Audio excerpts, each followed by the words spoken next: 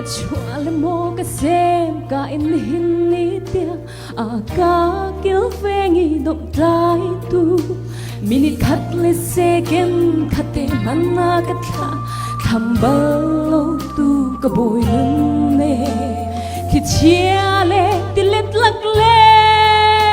hor thuk le tang sang zong a him te in kanun veng tu ka boy nun ne kanun nak cha ka thiên phang lu chuan vô la tu ba thiên ka ngei ka ra chuang chabi ga chi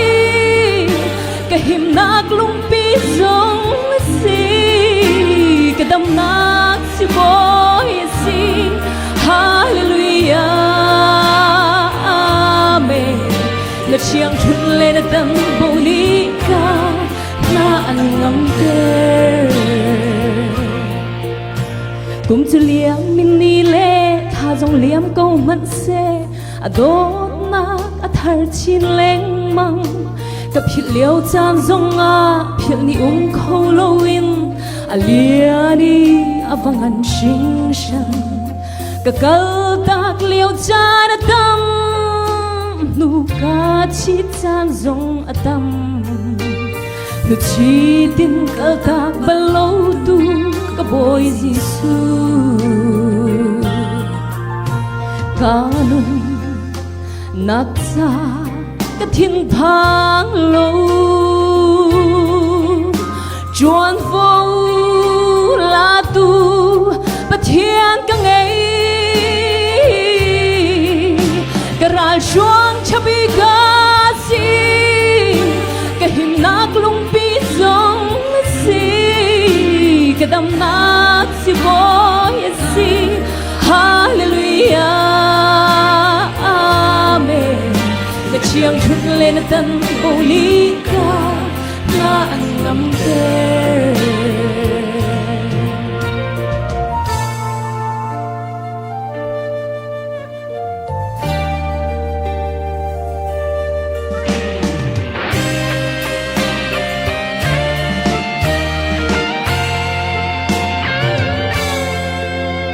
cái hệ mi cái ngalo đủ mi thiếu tâm pi khi liao chan zong a ama ani cái đủ mi sim man se cái cha chalo mi chu ala ki a cái hot dia ko tu cái pem cha cái vui in cái vai lai lo ama ani cái cha chabi chu thei ko kanun nak cha ka thiên phang lo chuan vô la tu ba thiên ka ngei ka ra chuang chabi ga si ka him nak lung pi zong si ka dam nak si boy si hallelujah amen na chiang chut le na tân bo ni ka na an ngam te dây thiếu le dây dòng ki pa chuan vu a kalak ti ke ma chol halloween ama ni a ka khang pia ti ra chuang chabi ka si ka him nak lung pi zong si ka dam nak si boy si hallelujah amen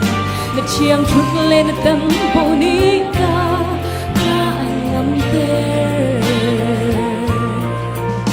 na chiang chut lên tân bo ni